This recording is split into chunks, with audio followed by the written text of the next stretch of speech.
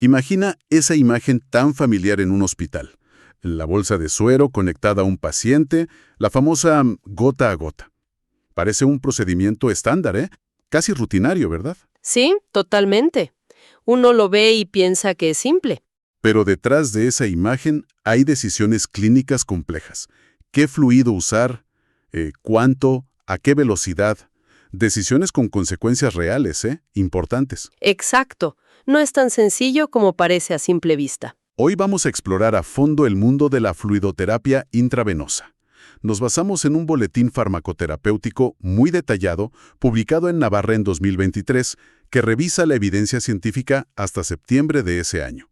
Un documento bastante completo. Sí, muy actualizado y con información, muy relevante para la práctica. Nuestra misión: entender qué son exactamente estos fluidos, por qué se usan y, lo más importante, qué dice la ciencia actual sobre cuál es mejor en distintas situaciones médicas. Buscaremos las claves de este documento técnico, tratando de encontrar claridad y esas chispas de conocimiento que marcan la diferencia. Ok, vamos a desglosar esto. Perfecto. Empecemos por lo fundamental. ¿Te parece? ¿Qué es la fluidoterapia y para qué sirve exactamente? Dale, empecemos por ahí. Bueno, la fluidoterapia intravenosa es básicamente administrar soluciones directamente en la vena. Los objetivos son bastante directos: aumentar el volumen de líquido dentro de los vasos sanguíneos. Para que la sangre circule mejor, digamos. Exacto, para mejorar el flujo de sangre y oxígeno a los órganos. También sirve para compensar pérdidas que no se pueden reponer bebiendo, o simplemente mantener una hidratación básica cuando la vía oral no es una opción. El boletín menciona 4 usos principales, ¿verdad? Como para tener un mapa mental claro. Eso es. Primero, la reanimación, cuando hay que reponer volumen urgentemente, como en un shock por pérdida de sangre o una deshidratación muy severa. Ajá. Segundo, el reemplazo. Esto es, para corregir déficits específicos de líquidos o electrolitos que la persona no puede compensar por sí misma, por vómitos, diarreas, esas cosas. Entendido. Tercero, el mantenimiento, que simplemente cubre las necesidades diarias de agua y sales si no se puede comer ni beber nada, lo básico para seguir funcionando. Ok. ¿Y el cuarto? Y cuarto, como transporte. O sea, se usa el fluido como vehículo para diluir y administrar medicamentos, o a veces solo para mantener la vía venosa permeable, que no se tape. Entendido. Pero hay una advertencia importante que el boletín subraya desde el principio, y me parece crucial mencionarla ya. Sí. Y es fundamental. Yo creo que es el primer mensaje clave. La fluidoterapia intravenosa solo debe usarse cuando la vía oral no es suficiente o posible. No es panacea, no. Tiene riesgos asociados. Claro, no es inocua. Para nada. Y otro punto que recalca, y que quizás sorprenda a algunos, a día de hoy no existe una solución intravenosa que sea perfectamente fisiológica, es decir, idéntica a la composición de nuestro plasma sanguíneo. Todas tienen alguna diferencia. Esa idea de que no hay una solución perfecta ya nos pone en alerta, ¿no? Y hablando de tipos de soluciones, la gran división que se menciona es entre cristaloides y coloides. Suena técnico, pero imagino que la diferencia es clave para entender lo que sigue. Es la primera gran clasificación, sí, y se basa fundamentalmente en el tamaño de las partículas que están disueltas en el agua. A ver, explícanos eso. Los cristaloides son soluciones con partículas pequeñas. Piensa en iones, como el sodio, el cloro, o moléculas como la glucosa. Son como agua con sal o azúcar disueltos, básicamente. Vale. Estas partículas pequeñas atraviesan fácilmente las paredes de los capilares sanguíneos, o sea, pasan rápido del vaso sanguíneo al tejido que está alrededor. Son la base de la mayoría de las terapias de fluidos. Ok, esos son los cristaloides. ¿Y los coloides? Los coloides, en cambio, contienen moléculas mucho más grandes. Pueden ser proteínas naturales, como la albúmina que viene del plasma humano, o polisacáridos sintéticos, artificiales, como los almidones o las gelatinas. Moléculas grandes. ¿Y eso qué implica? Implica que estas moléculas grandes tienen dificultad para salir de los vasos sanguíneos, al menos si los capilares están sanos. Tienden a quedarse dentro y, por su tamaño, atraen agua hacia el interior del vaso. Aumentan lo que llamamos presión oncótica. O sea que, en teoría, retienen más líquido dentro de las venas. Exacto. Por eso se pensaba o se promocionaban como más potentes para expandir el volumen intravascular rápidamente, con menos cantidad de líquido infundido. Ajá. Y aquí es donde el boletín lanza una de las primeras, bombas informativas, al menos para mí. El archiconocido suero fisiológico, el salino al 0.9%. Uno asume que fisiológico significa igual que el cuerpo, pero parece que no es tan así. Para nada. Es uno de los grandes mitos que este tipo de boletines ayudan a desmontar. Comparado con nuestro plasma, el suero salino al 0.9% tiene una cantidad similar de sodio, sí, pero tiene muchísimo más cloro, casi un 50% más de cloro que el plasma. ¡Wow! Un 50% más. Eso suena. Bastante. Lo es. Y esa carga extra de cloro no es inocua, no es gratis para el cuerpo. Por eso se le clasifica como un cristaloide no balanceado. No está equilibrado como nuestro medio interno. ¿Y cuáles son las consecuencias de ese exceso de cloro? Porque si es tan común, sus efectos deben ser relevantes en la práctica. Son muy relevantes, sobre todo cuando se usan grandes volúmenes de suero salino. El boletín señala que ese exceso de cloro puede llevar a una acidosis metabólica hiperclorémica. Acidosis ¿qué? Suena complicado. Jaja, sí, el nombre asusta un poco. En palabras sencillas, significa que la sangre se vuelve demasiado ácida debido a ese exceso de cloro. Y eso puede forzar a los riñones, que tienen que compensar, y afectar la función de otros órganos. O sea, que el cuerpo tiene que trabajar extra para manejar ese cloro. Exacto. Hay estudios que incluso lo asocian a un mayor riesgo de insuficiencia renal aguda, especialmente si se usan dosis altas. El boletín menciona más de unos 2.5 litros al día. Entendido. Queda claro que fisiológico era más un nombre comercial que una descripción real. Además del salino 0.9%, ¿qué otros no balanceados existen y qué problemas presentan? Están también los sueros hipotónicos. Hipo significa menos, o sea, tienen menos concentración de solutos que el plasma. Los ejemplos típicos son el salino a la mitad de concentración, 0,45%, o el famoso glucosado al 5%, que es básicamente agua con glucosa. ¿Y el problema con estos? Su principal riesgo es provocar hiponatremia, es decir, una bajada peligrosa de los niveles de sodio en la sangre. El sodio es vital para muchas funciones, sobre todo neurológicas. Ah, claro. Esto es especialmente crítico en niños. De hecho, el boletín recalca que las soluciones hipotónicas para mantenimiento en pediatría ya prácticamente no se recomiendan por este riesgo tan serio de hiponatremia. Importante ese punto para pediatría. Y sobre el glucosado al 5%, que a veces se piensa como fuente de energía, ¿sirve realmente para reponer volumen si alguien está en shock, por ejemplo? ¿Aporta algo de calorías? Sí. Un poquito de energía, es cierto. Pero la glucosa se metaboliza muy rápido en el cuerpo. Y el agua que queda, se distribuye por todas partes, no solo dentro de los vasos sanguíneos. O sea, se escapa rápido de las venas. Muy rápido. El boletín es claro. Cita estudios que muestran que 1 hora después de infundir 1 litro de glucosado al 5%, solo quedan unos 83 mililitros dentro del torrente sanguíneo. Claramente, no es eficaz para tratar una hipovolemia grave, una falta de volumen seria. Ok, mensaje recibido. Ni el salino 0.9% es tan fisiológico por el cloro, ni los hipotónicos son buenos para el sodio, ni el glucosado sirve para reponer volumen rápido. Si los no balanceados tienen estos inconvenientes, la lógica apunta hacia los balanceados. ¿Qué los hace diferentes? ¿Por qué se llaman así? Se llaman balanceados porque se diseñaron buscando parecerse más a la composición iónica del plasma sanguíneo, o sea, ser más equilibrados. Tienen niveles de sodio y cloro más parecidos a los nuestros.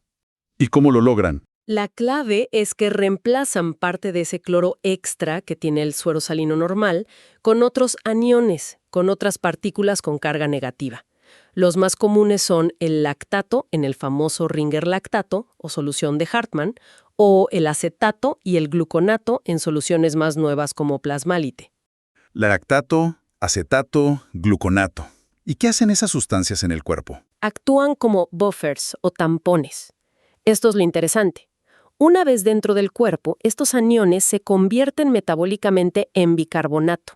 Bicarbonato, el que usa el cuerpo para controlar la acidez, ¿no? Justamente.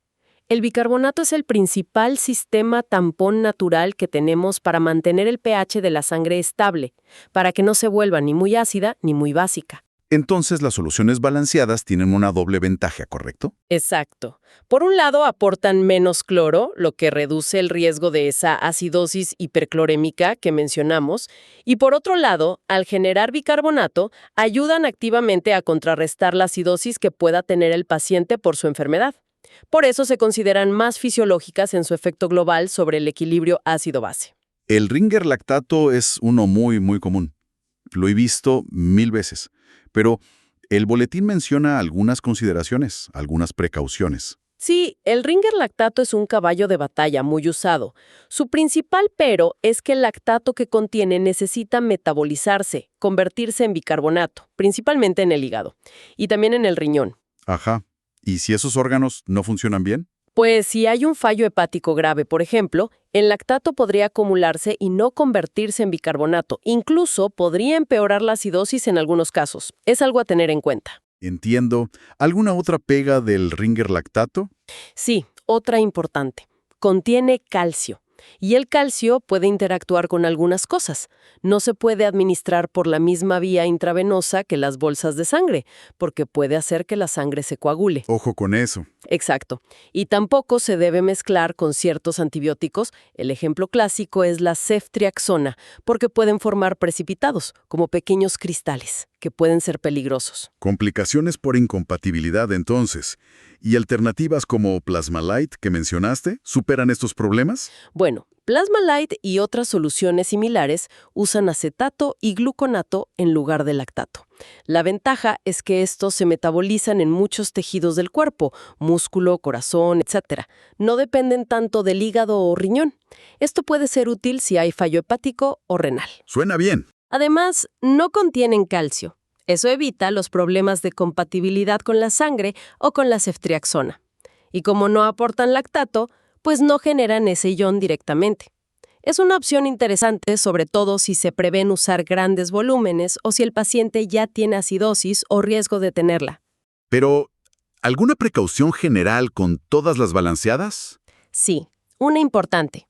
Todas las balanceadas, al generar bicarbonato, tienen un efecto alcalinizante, o sea, tienden a subir el pH de la sangre. Por lo tanto, hay que tener cuidado si el paciente ya tiene alcalosis metabólica, es decir, si su sangre ya está demasiado básica. En esos casos, quizás no sean la mejor opción. Muy claro. Hemos cubierto bastante bien los cristaloides, los no balanceados y los balanceados. Pero, ¿qué pasó con los coloides? Mencionaste antes que se pensaba que eran mejores para expandir volumen rápidamente.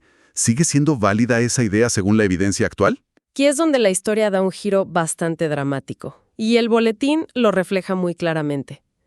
Durante años, especialmente los coloides sintéticos, los artificiales, como los hidroxietilalmidones, HEA, quizás suenen los nombres comerciales como Voluven, Isoges, Volulite, se usaron muchísimo. Sí, me suenan. Se usaban mucho en pacientes críticos, ¿no? En la UCI y en cirugía. Exacto. Se usaban pensando que eran superiores a los cristaloides para sacar a los pacientes del shock, que necesitaban menos volumen y que eran más eficientes. ¿Y qué dice la evidencia ahora? Porque mencionaste un giro dramático. Un giro total y, bueno, bastante preocupante en retrospectiva. El boletín recoge las advertencias de las agencias reguladoras de medicamentos, como la FDA en Estados Unidos y la Agencia Europea de Medicamentos. ¿Qué advertencias? Pues que múltiples estudios grandes demostraron que el uso de HEA en pacientes críticos, especialmente en los que tenían sepsis o daño renal previo, se asociaba a un mayor riesgo de mortalidad, un mayor riesgo de necesitar diálisis, fallo renal y también a más problemas de sangrado. Mayor mortalidad y fallo renal. Eso es gravísimo. Gravísimo. Tanto que llevó a restricciones muy importantes. La FDA emitió advertencias serias ya en 2021. Pero el golpe definitivo vino de Europa. La Comisión Europea, basándose en las recomendaciones de seguridad, directamente prohibió su comercialización en la Unión Europea en 2022. Prohibidos. Totalmente. Sí. En España, por ejemplo, esta prohibición se hizo efectiva en diciembre de 2022. O sea, estamos hablando de un producto que era súper común en las UCIs y quirófanos y que ahora está esencialmente fuera del mercado por problemas serios de seguridad. Un cambio radical. Impactante, la verdad. que algo tan usado resulte ser perjudicial. ¿Y qué hay de los otros coloides sintéticos, como los dextranos y las gelatinas? ¿Corrieron mejor suerte? Tampoco salen muy bien parados, ¿eh? El boletín señala que tanto los dextranos como las gelatinas tienen un mayor riesgo de provocar reacciones anafilácticas graves, o sea, reacciones alérgicas potencialmente mortales, comparado con la albúmina, por ejemplo. ¿Más riesgo de alergias? Sí. Y las gelatinas, además, tienen una vida media corta, duran poco tiempo en la circulación, así que su utilidad también es limitada. Entonces, de los coloides, ¿qué nos queda? ¿La albúmina? Exacto. La albúmina, que es el coloide natural derivado del plasma humano, parece ser la opción más segura dentro de los coloides. No tiene los riesgos de los HA ni el riesgo tan alto de anafilaxia de los otros sintéticos. Pero, ¿se usa mucho? ¿Es la solución? Bueno, su uso es limitado por varias razones. Primero, el coste es significativamente mayor que el de los cristaloides. Segundo, la disponibilidad depende de donaciones de plasma. Y tercero, y quizás lo más importante, como veremos ahora, la evidencia científica en muchas situaciones no ha demostrado que aporte ventajas clínicas claras sobre los cristaloides, a pesar de ser un coloide. O sea que aunque sea más segura que los sintéticos, no necesariamente es mejor que los cristaloides básicos en muchos casos. Justamente. El panorama ha cambiado muchísimo. Los sintéticos, especialmente los HEA, están fuera de juego por peligrosos. La albúmina es una opción más segura, pero limitada y no siempre superior.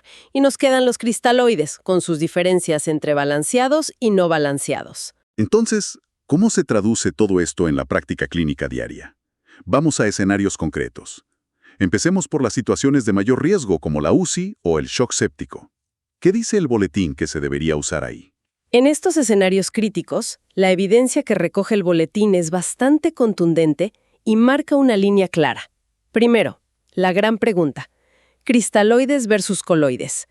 Los estudios grandes y metaanálisis muestran consistentemente que los coloides, incluida la albúmina, no ofrecen ventajas en términos de supervivencia ni en otros resultados importantes, como días de ventilador o fallo renal, comparados con los cristaloides en pacientes críticos generales o con sepsis. O sea, ¿usar coloides no mejora la mortalidad en UCI o sepsis? No, no hay evidencia de eso. Por eso, las guías internacionales de manejo de la sepsis, que el boletín menciona, recomiendan usar cristaloides como primera línea para la reanimación inicial y desaconsejan específicamente el uso de HEA, que ya están prohibidos, y también de gelatinas. Claro.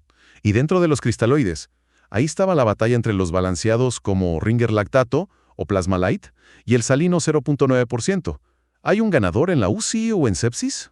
Aquí la evidencia, aunque todavía se debate un poco, parece inclinarse hacia los balanceados, especialmente en la sepsis grave. El boletín indica que algunos estudios grandes sugieren que en sepsis grave, las soluciones balanceadas se asocian a menor mortalidad y a mejores resultados renales comparado con usar solo salino al 0.9%. Menor mortalidad con balanceados en sepsis grave. Eso es importante. Sí. En pacientes críticos en general, no solo sepsis, la diferencia en mortalidad quizás es menos clara o más discutida en los estudios. Pero lo que sí es bastante consistente es que el uso de grandes volúmenes de salino al 0.9% aumenta el riesgo de acidosis hiperclorémica y puede asociarse a más daño renal agudo. Entonces la tendencia es a preferir balanceados en estos pacientes críticos, ¿no? Para evitar esos problemas. Esa parece ser la tendencia actual, sí.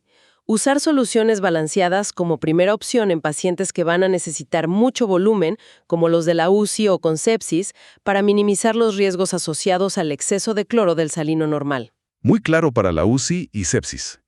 Pasemos a otro escenario muy particular. Las grandes quemaduras. Aquí el boletín menciona algo que también me sorprendió bastante. ¿Qué se usa en quemados? Sí, es un caso especial y con un hallazgo llamativo. La base del tratamiento de la reanimación en grandes quemados son los cristaloides, sin duda. A menudo se calculan las necesidades con fórmulas específicas, como la de Parkland, para dar volúmenes muy altos las primeras horas. Cristaloides. Ok. ¿Y la albúmina?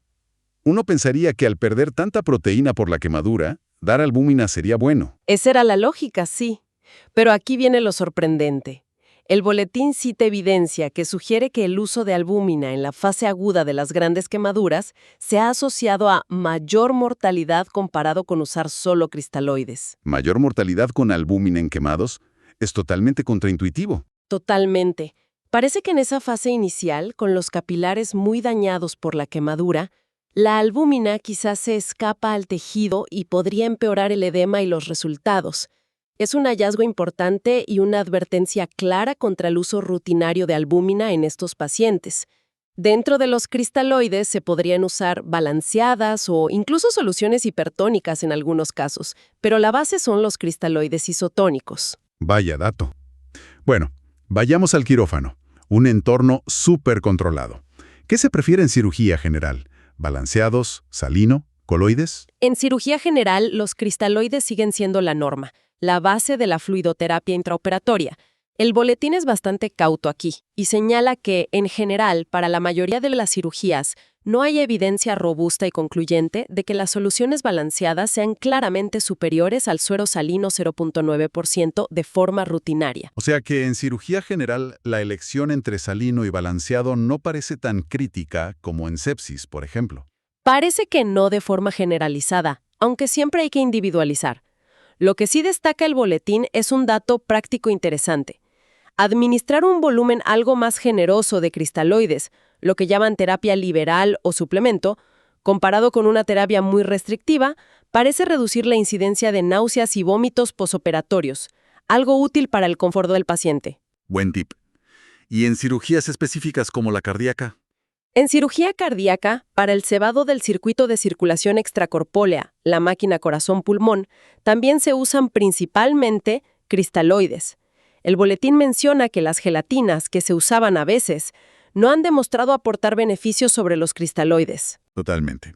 Y cambiamos de tercio a neurocirugía. Ahí mencionaste antes que las prioridades eran distintas, ¿no? Controlar la presión dentro del cráneo. Totalmente. En neurocirugía o en pacientes con traumatismo cráneoencefálico grave, el objetivo principal suele ser mantener baja la presión intracraneal, PIC, y asegurar una buena perfusión cerebral. ¿Y qué fluidos ayudan a eso? Aquí la estrella parece ser el suero salino hipertónico, es decir, soluciones salinas más concentradas que el 0.9%, como al 3% o incluso más. El boletín indica que estas soluciones parecen ser más eficaces que los cristaloides isotónicos, como el salino 0.9% o Ringer lactato, e incluso que el manitol, otro fármaco usado para bajar la PIC, para reducir esa presión intracraneal. ¿Y eso mejora los resultados? Algunos estudios sugieren que podría mejorar la supervivencia o el pronóstico neurológico, aunque la evidencia aún se está consolidando. El gran pero del salino hipertónico es que hay que vigilar muy de cerca los niveles de sodio en sangre para evitar una hipernatremia grave, que también es peligrosa. O sea, efectivo pero con riesgo si no se controla bien. Exacto.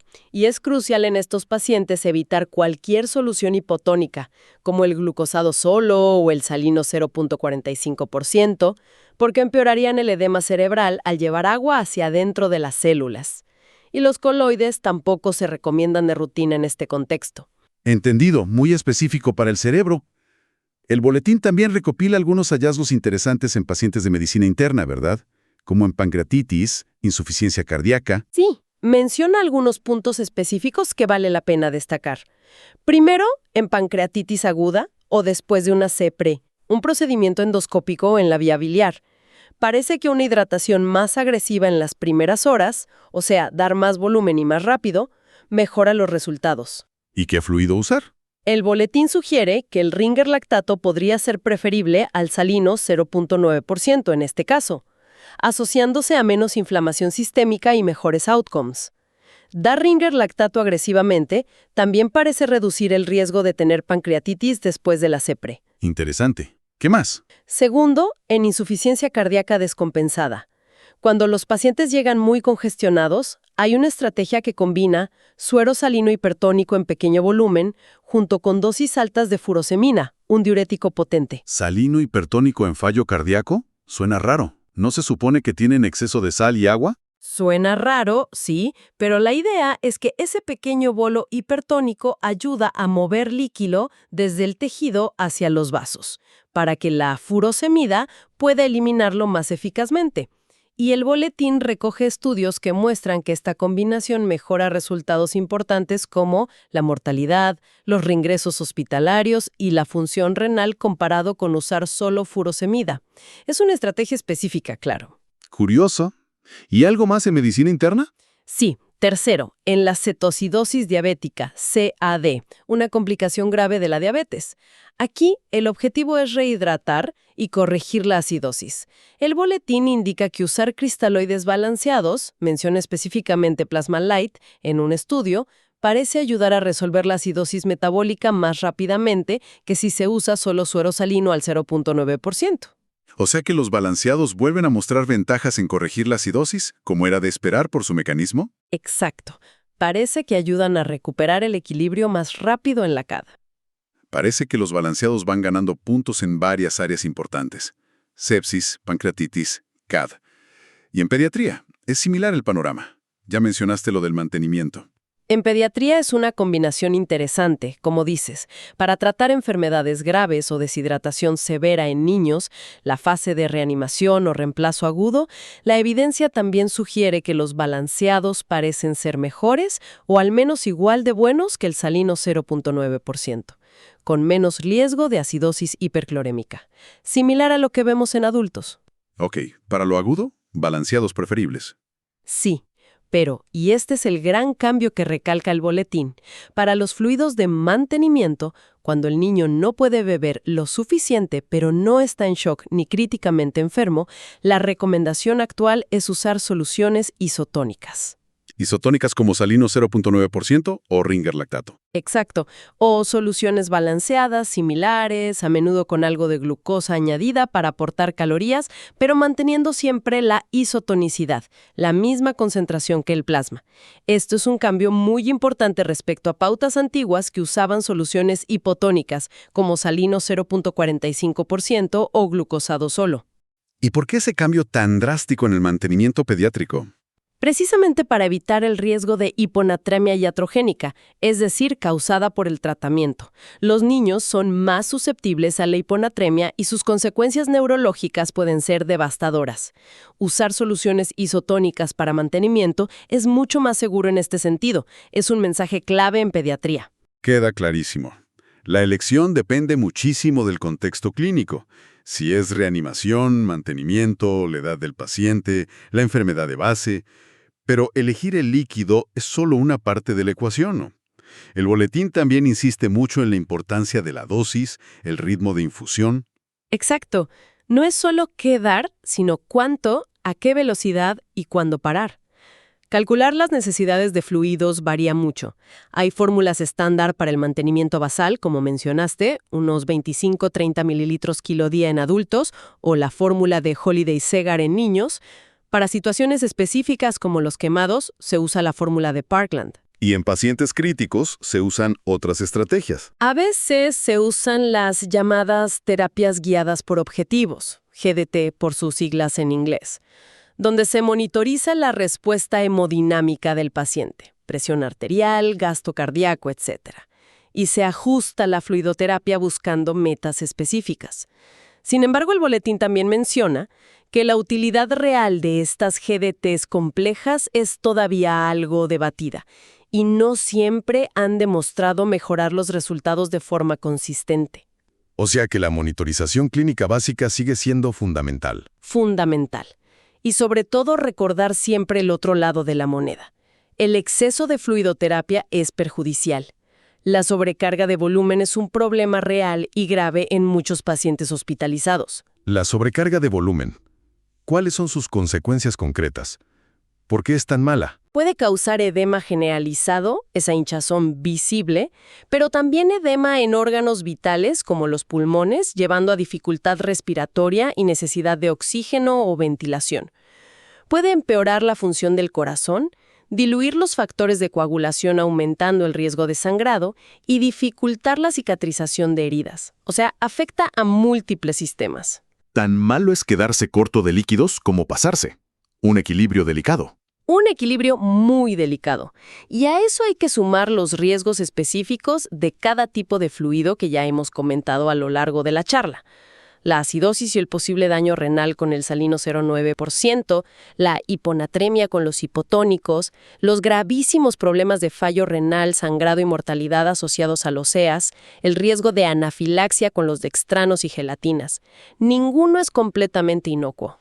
Uf, es mucho a tener en cuenta. Por eso, si tuviéramos que resumir el enfoque actual que se desprende del boletín, la palabra clave es individualización. Antes de pautar cualquier fluido intravenoso, hay que mirar al paciente completo, su historia clínica, su estado actual, sus análisis de sangre, electrolitos, función renal, ácido base, cómo está su corazón, cuál es la causa de su problema. No hay recetas únicas que sirvan para todos. Entonces, recapitulando un poco todo lo que hemos desgranado de este boletín tan denso pero tan interesante, la fluidoterapia es una herramienta médica esencial, básica, pero está lejísimos de ser simplemente agua con sal. Lejísimos. La elección del tipo de fluido importa y mucho. El término fisiológico, aplicado al suero salino, es engañoso. Lo más nuevo, como los coloides sintéticos, no siempre resultó ser mejor.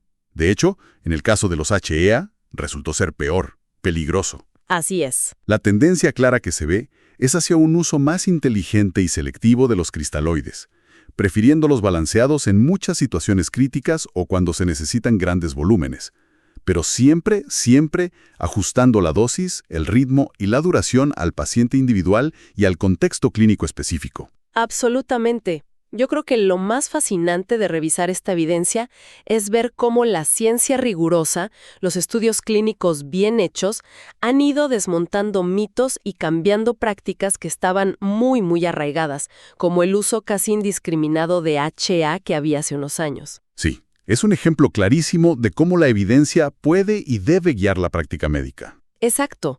Es un recordatorio potente de la importancia de la investigación continua, de la farmacovigilancia y de cuestionar constantemente lo que hacemos, incluso las cosas que nos parecen más básicas o rutinarias.